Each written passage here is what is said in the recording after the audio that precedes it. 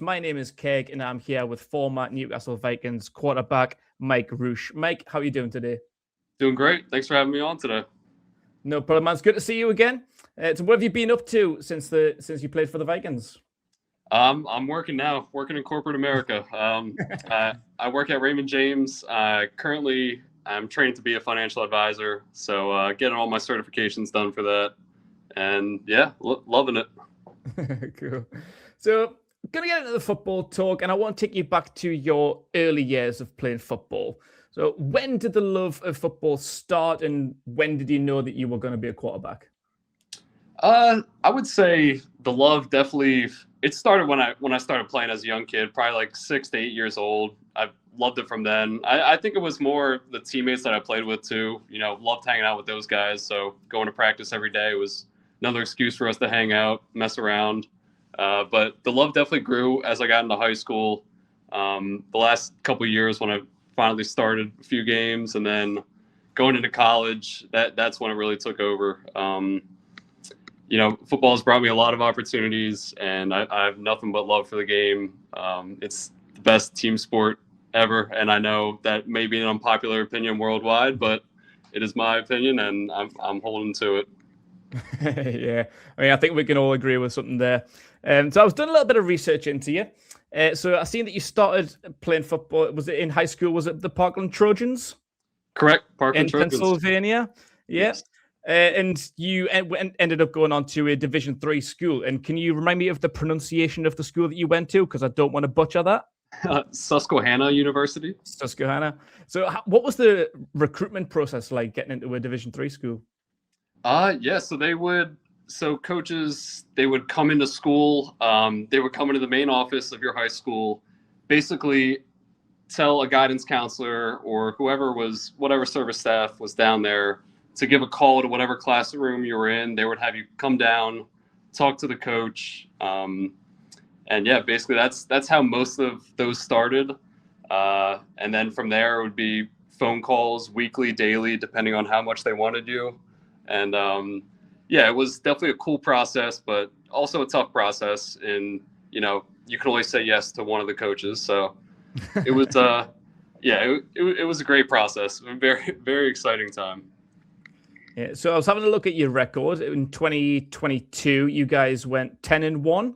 And I also read that you are the school's all-time leader in passing yards and touchdowns. Is that correct?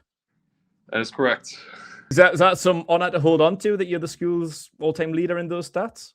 Oh, I mean, it's a testament to the teams that I played with. I mean, bringing it down to my offensive line that I had throughout the 4 years, my center in particular, who was the same class as me, we were always on the same page.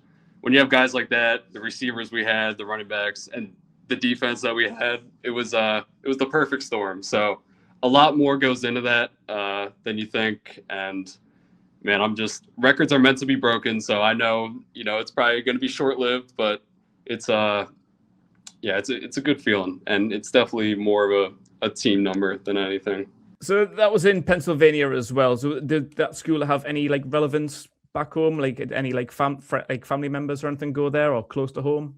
So my uncle actually played at Susquehanna. He was a defensive tackle, so a bit of a different area of the game there. But yeah, he went there. He would have graduated around 97, 98. And yeah, he played football there as well. And that definitely factored into my decision. Yeah, great.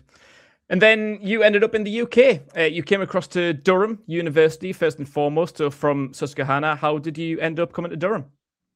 So there was actually an Instagram account that reached out to me called Play Overseas. And they reached out with the opportunity to be able to pursue a master's and keep playing football at the same time. So, and at the time I was looking, to keep playing football, and it was the perfect opportunity. So yeah, from there got in contact with Coach Ketch over at Durham, and that's how it all started. And man, am I glad we got in contact. The Newcastle Vikings are as well. So the Durham Saints have been doing really well recently this season, headed into the playoffs. Have you been checking up on them, and what have you made of their run? Oh, yeah. It's beautiful to see, especially beating UWE. It's good to see as someone who couldn't get that done themselves. So it's nice to see they got a good group there. And with the coaching staff they have, it was only a matter of time until something like this, came to fruition. But the biggest thing is seeing guys that like you played with. Like I'm going to use one guy in particular as an example. There's multiple guys, but his name's Peter Kennedy. Saw him as a young buck there, and just getting used to the game, used to the sport. And you look at him now, and you can just see all the work that he's put in, and it's a beautiful thing to see. It shows his love for the game, and it really resonates with all the other teammates. Makes everyone better. Yeah, well, that kind of leads me on nicely to my next set of questions here. So what I was going to say is, like, how important do you think the university game is in developing talent in the UK? Oh, I think it's great, especially with the players that I've met there. Like I said with Peter, like you see year to year the progress that they make, and it's all about how much time you want to put into it. And it was great. When I was there, we had a great group of guys. Everyone, most people wanted to get better, and it was a great situation. So as long as there's that will to get better, put in the time, there's people that will show you the right way to do it. And then you got to the Newcastle Vikings in 2024 from Durham. So how did it come about transitioning from Durham to Newcastle?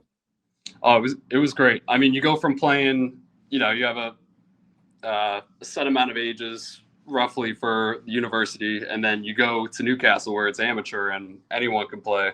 And I remember just like the first couple practices, just I couldn't keep a smile off my face. It was a great group of people, very funny. They came to work every day. It was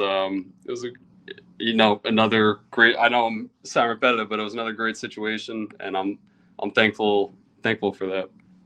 The team made it to the playoffs and played the London Warriors. So what was the thing that you remember most about your time at the Vikings? I mean, other than all the laughs we had together, was the progress we made during the season. From when I got there day one to London Warriors game, we were a totally different team, and it was it's great to see that progress. And again, it's a testament to those guys showing up, wanting to work every day, and it made me better as well. So it's a full team thing. But yeah, having some pints with those guys, I miss those times. How did you find the team culture at the Vikings and the environment with your teammates? Oh, it was fantastic. Like I said, it's a culture where they want to get better every day. So you're gonna be asked to work hard. You're gonna be asked to do things that maybe you might not want to do, but it will make you better in the end. And then I'll go back to just having a good laugh with the guys. Like that's what it's about. It's supposed to be fun. It's supposed to be a good time. So yeah, in a sport that's violent like football, you need those little moments to kind of laugh things off and have a good time. Yeah, so I got that we had a lot of laughs and we had a lot of pints. But through the season, what was the one moment that stood out for you in particular that year? The one moment. If I had to boil it down to one, I would say it was against Tamworth at home. We were, right on the edge of playoffs, needed to win that game there. And Jacob Schotten takes a screen on the left side, takes it probably like 65 yards down the field. Great blocks down the field, but Jacob did most of the work there. He was shot out of a cannon, and he's a guy who, we targeted him a lot during the season. Like we weren't maybe connecting as much as we should have been, but it goes to show he puts in a lot of work, and when he's in the clutch, that's when it matters most, and he showed out, and that's what got us into the playoffs, and I'll never forget that moment. Yeah, that was a great moment and a great game as well, because I remember that you had to win that game to secure the playoffs, and I think you were losing quite late on as well. Yes, we were. couple of clutch moments, and yeah, that was a magic afternoon that year. I remember that. That was great. Great. So how would you describe your time overall playing football in England? It was definitely a learning experience. You go from playing in America where it's treated as like the primary sport over to England where it might not be the primary sport, but in a way it's kind of a cool thing because you get players that, maybe who don't want to play rugby or soccer, And you get these guys who, want to be physical, want to hit people in a legal way, and that football is a great outlet to do that. So you meet a lot of different people, a lot of unique people through that. But yeah, it's like I said, what it's about is having a good laugh, having a good time, and it keeps you in shape as well. So it's not a bad thing. But yeah, it's hard work, so it keeps you within a sense of discipline as well. And what would you say to if there's any other American students studying in the northeast of England in particularly, such as Durham, Newcastle, Northumbria, Sunderland, what would you say to them to encourage them to join the Newcastle Vikings? And why would you recommend the Vikings as a place to play? It's a great way to keep sharpening your skills. It's you're going to be playing against good competition. Every practice, it never felt like work. Like it felt like we were having a good time. We were getting better together and, building those bonds that last a while. So it's, if you're a football player, you never want to stop playing. So to my advice to anyone that's over there playing right now, it's a great opportunity, one that, you don't want to regret in the future if you don't take up. And if there's someone that isn't playing right now, like say a young Brit who's been watching the sport for a couple of years, who's never actually taken the plunge to play, is there any advice that you would give to like a first-time starter who might be thinking about trying out for the Vikings this summer? Oh, just get out on that field. Just that's the first step, get out on that field, ask a ton of questions. There are no dumb questions. And yeah, it's a great sport because all body types are welcome, all athleticism, any type of player can play this sport. It's all about technique and fundamentals. So just, sign up, get out there, and have a good time with it. It should be a good time. Yeah, that's a great answer. I love that. So I believe you've stepped away from the game now. Is that right? Still playing flag football in the summers, Flag, yeah. Little local league here. Yeah.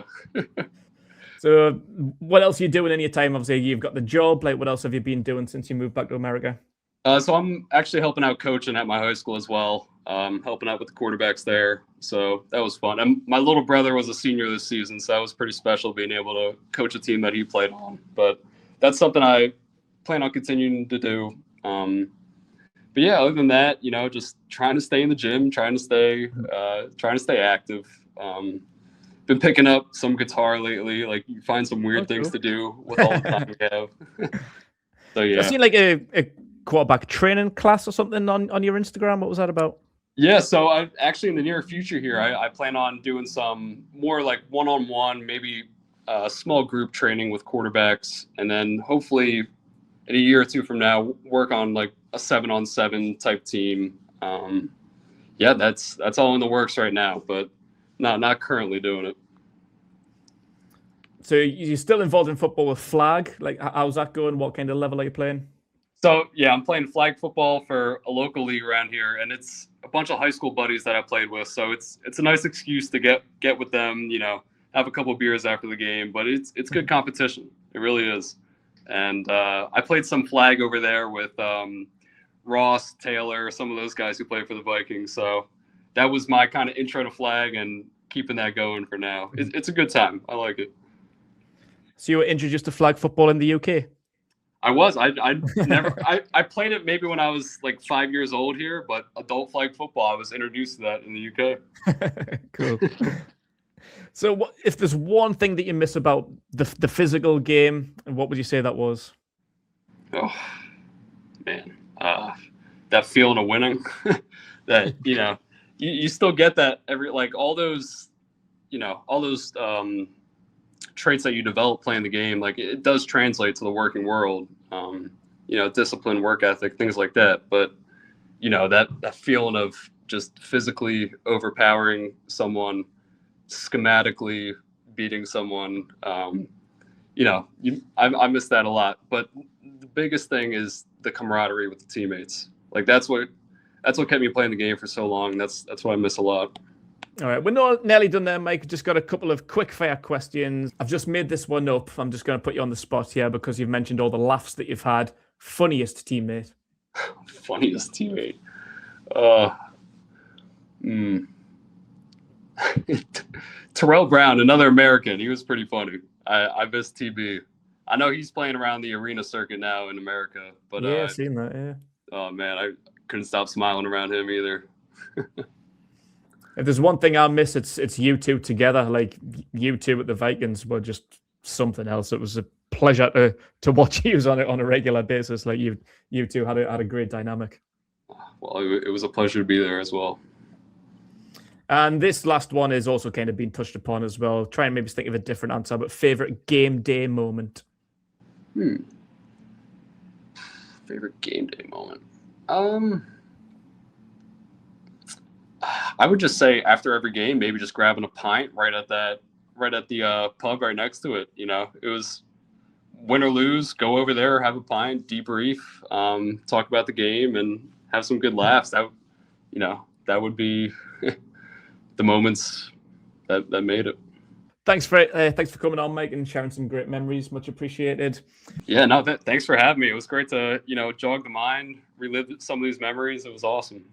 Yeah, not a problem, man. Thank you for coming on. And I just want to finish off by saying good luck to Durham in the playoffs. And if anyone watching is thinking of getting involved with the Newcastle Vikings this summer, now is the perfect time. Follow the Vikings on Instagram at Vikings_AFC or on Facebook. Drop us a message about any queries about joining. And thanks for watching.